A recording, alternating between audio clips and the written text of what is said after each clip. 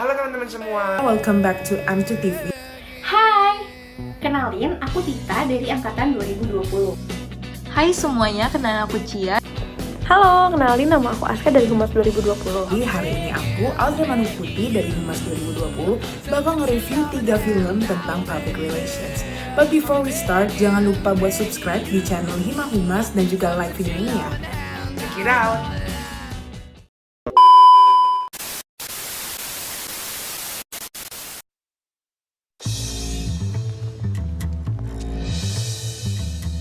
Miranda Priestley's the editor-in-chief of Runway. So you don't read Runway? No. Not to mention a legend. And before today, you'd never heard of me? No. You work a year for her and you can get a job at any magazine you want. You have no style or sense of fashion. No. That wasn't a question. You got a job at a fashion magazine? What was it, a phone interview? Who is that? Are we doing a before and after piece I don't know about? In the world of high fashion. There you are, Emily. Actually, it's Andy. My name is Andy. A million girls would kill for this job. Is there some reason that my coffee isn't here? Did she go to Rwanda for the beans or something? Where so much is at stake. I need 10 or 15 skirts. Goodbye! Hello? Where are my eggs? People think that success just happens to you. It doesn't. You want this life? The decision's yours. The Devil Wears Prada. Oke, kita langsung lanjut aja ke film pertama kita, yaitu The Devil Wears Prada. Who doesn't know this movie? This is such a classic yang pastinya semua orang udah tahu. Starring Meryl Streep as Miranda Priestley dan juga Anne Hathaway as Andrea Such atau yang dipanggil Andy. Film ini menceritakan tentang seorang fresh graduate jurnalistik yang masuk menjadi junior assistant seorang chief editor majalah fashion ternama bernama Miranda. Pekerjaan tersebut ia ambil sebagai batu loncatan untuk mencapai karir yang diinginkannya. Namun tentunya banyak hambatan dalam rangka mencapai karir tersebut. Ia harus bekerja keras sebagai asisten dari Miranda. Ia harus menghubungi setiap pihak yang ingin menghubungi Miranda dan bekerja sama dengan Miranda, serta mengatur semua jadwal yang harus Miranda lakukan. Nah, di sana ia bukan hanya harus belajar tentang dunia fashion, but she have to become a fashionista as well. Visually, this movie is very stunning. Dari segi outfit, hampir semua scene mata kita dimanjakan ya dengan high-end fashion oleh para castnya. Gak kaget juga sih sebenarnya karena film ini disponsori oleh brand-brand pakaian ternama kayak Chanel, Fendi, Dolce & Gabbana, and many more. Dan secara plot sendiri atau alur cerita, kita dapat karakter development yang sangat memuaskan dari pemeran utamanya. Kita bisa lihat Andy yang awalnya stubborn jadi adaptable ke lingkungannya, lalu akhirnya memiliki pendirian tentang bagaimana ia mau menjalani hidup. Apa sih hubungannya Devil Wears Prada sama public relations? Hubungannya ada di organizational ethic atau budaya kerjanya. Di majalah fashion Runway, terdapat kode etik untuk profesional, fashionable, tepat waktu, dan juga disiplin. 4 hal ini dipegang teguh oleh perusahaan untuk menjunjung tinggi brand loyalty. Profesional yang dituntut oleh perusahaan terhadap karyawan mengakibatkan karyawan tidak memiliki waktu luang untuk kehidupan pribadinya. Apabila diteruskan, maka karyawan tidak memiliki batas antara kehidupan pribadi dengan karirnya. Nah, dari film ini juga kita diajarkan untuk mempunyai kemampuan to organize, to communicate, and to get on with people. Selanjutnya di film yang kedua,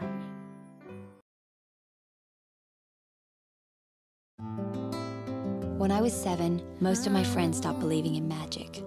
That's when I first started. They were beautiful. They were happy. They didn't even need any money. They had magic cards.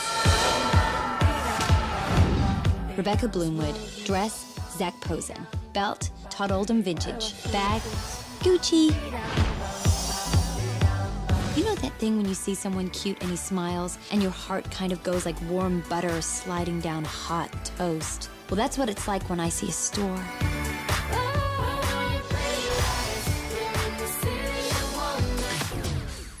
Declined. Can you try again? Really declined. How are you gonna pay this debt? I know I've made some mistakes, but I'm turning my life around. Fluent in Finnish? Everyone pads their resume a little. Sorry.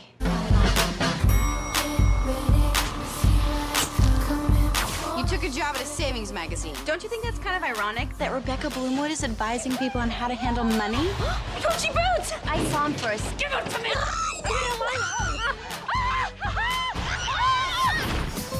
Bex, you can do this. You just need to figure out what you write about. Shoes. Describing investment in the way that women purchase different shoes, that was very clever. It is. This is a very important magazine. Is this where you should be?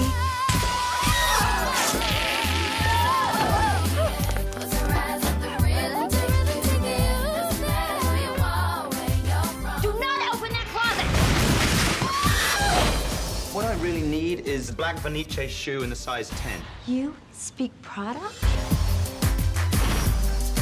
Rebecca's pretty unique. She's vivacious, inspiring, funny. She's hard to ignore. Where is it? Where is that credit card?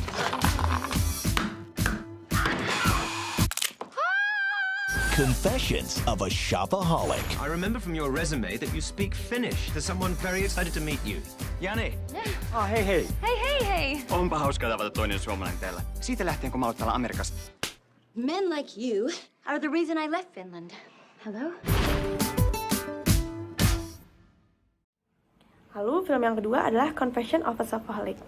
Confession of a Shopaholic adalah film yang bercerita tentang seorang wanita bernama Rebecca yang memiliki adiksi untuk belanja terus-menerus dengan gaya hidup yang konsumtif.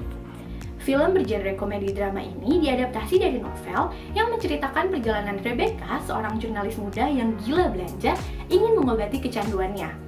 Rebecca yang merupakan seorang jurnalis menulis sebuah artikel yang akhirnya membuat perusahaannya sukses.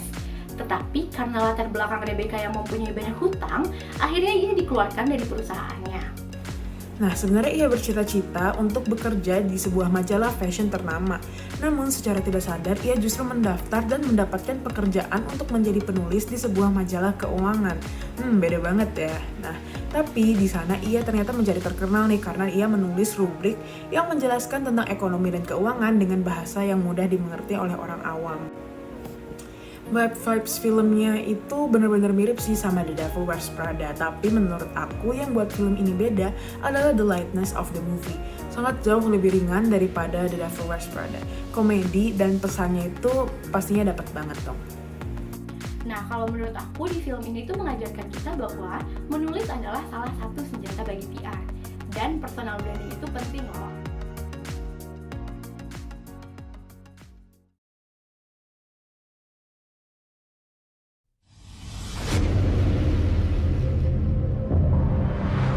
Good evening, ma'am. I'm sorry to disturb, but it's the Princess of Wales. Why? What's she done now?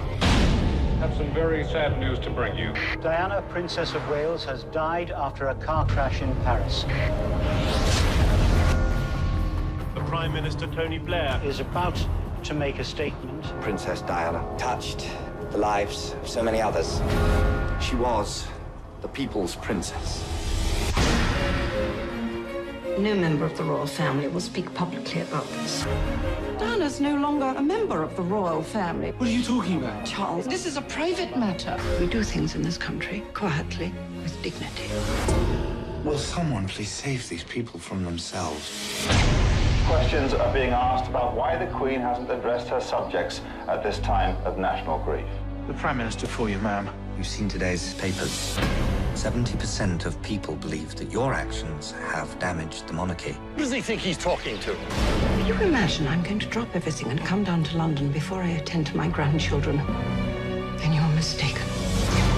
Try and see it from her perspective. She's been brought up to believe it's God's will. She is who she is. I think we should leave God out of it. What would you suggest, Prime Minister? Some kind of a statement? The moment for statements has passed.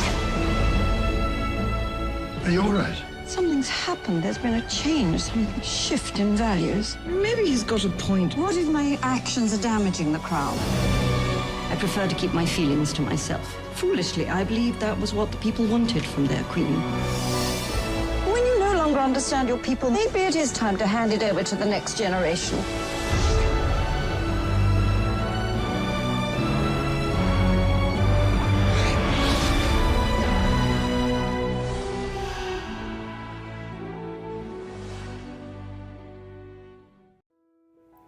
Nah, setelah tadi kita review film yang lebih modern, vibe-nya vibe fashion dan wanita karir, next kita punya film yang menceritakan tentang masa lalu, yaitu film The Queen. Nah, The Queen ini menceritakan tentang kehidupan Queen Elizabeth. Kita melihat bagaimana Ratu menghadapi berbagai krisis negara dan tragedi pribadinya, yaitu kematian Lady Diana. Pada masa itu, Queen Elizabeth II didesak oleh dua pihak, yaitu masyarakat Inggris dan kerajaan Inggris. Masyarakat Inggris menginginkan adanya penghormatan terakhir bagi Lady Diana yang dianggap memiliki dampak besar bagi kerajaan Inggris. Namun, kerajaan Inggris tidak bisa mengabulkan hal tersebut karena Lady Diana yang telah bercerai dengan Pangeran Charles sudah lagi tidak dianggap sebagai bagian dari keluarga kerajaan Inggris. Pada akhirnya, Queen Elizabeth II berhasil menyelesaikan permasalahan tersebut dengan datang ke pemakaman Lady Diana dan mengucapkan kata-kata yang menyentuh hati masyarakat Inggris. Nah, apa yang dilakukan Queen Elizabeth II tersebut merupakan salah satu tugas humas dalam memperbaiki citra sebuah organisasi. Dalam film ini kita juga bisa melihat banyak krisis di dalamnya. Salah satunya adalah sikap keluarga kerajaan yang dianggap publik itu tidak pantas untuk dilakukan.